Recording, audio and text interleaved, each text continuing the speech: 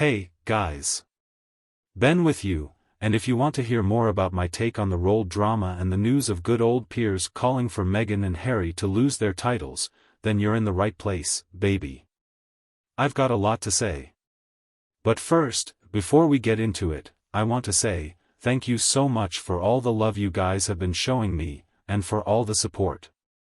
And if you haven't already joined the Cine fam, hit that subscribe button now, please. Remember to hit that all-important bell, so you never miss a video. Okay, so let's talk Piers. Whether you love him or you hate him, you have to admit, this man knows how to whip people up into a frenzy. He's been an outspoken critic of the Sussexes from the beginning, so it's really no surprise here. Okay. This one has "someone's a little angry" written all over it. Piers Morgan isn't convinced that Prince Charles doesn't want to see garbage slander him. Here's Piers' explanation. He wants to see them punished for the claims he made in Harry's book. I get where he's coming from. Some of those revelations were pretty shocking.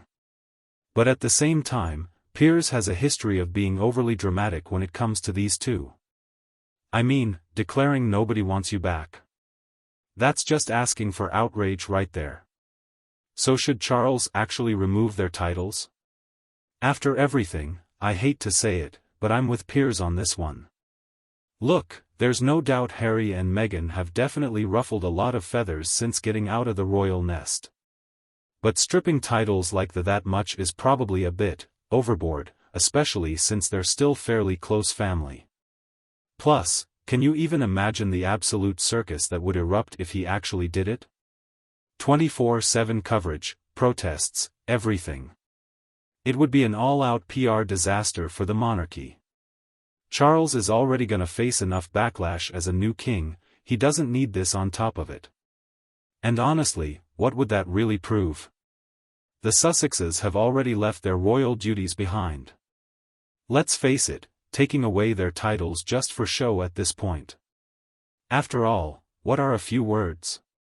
Piers might like it, basically, the drama, essentially, but it doesn't really hurt Harry and Meghan's bottom line. Let's be real, Harry probably gave more away than he should have in said memoir, Piers. Also, Meg almost definitely knew that her response to Oprah would ruffle some feathers. It's not like it took Thomas Markle getting involved for her to figure out it would help. However, it's still not as bad to air out the family's dirty laundry as the scandals of those present and past. The bottom line? As much as one can understand Piers' frustration, everyone's going a little overboard. Titles? That feels a bit like too much of an overreaction. At the end of the day, it's not the 1700s. You can't just banish the family member you don't like. For as much drama as is involved, the royal family needs to take the high road. If they don't, they're just giving Harry and Meghan more ammo to claim victim. Their sayings are validated that the royals are cold and unwelcoming. No, Charles. Be the bigger person here. Let it be known that you're not standing for public gripes, sure.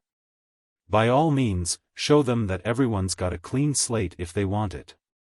Just keep an eye on the tea section in the future. That's the smart play.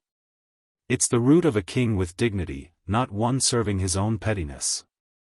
That said, the gossip-loving Piers and some love doing exactly that.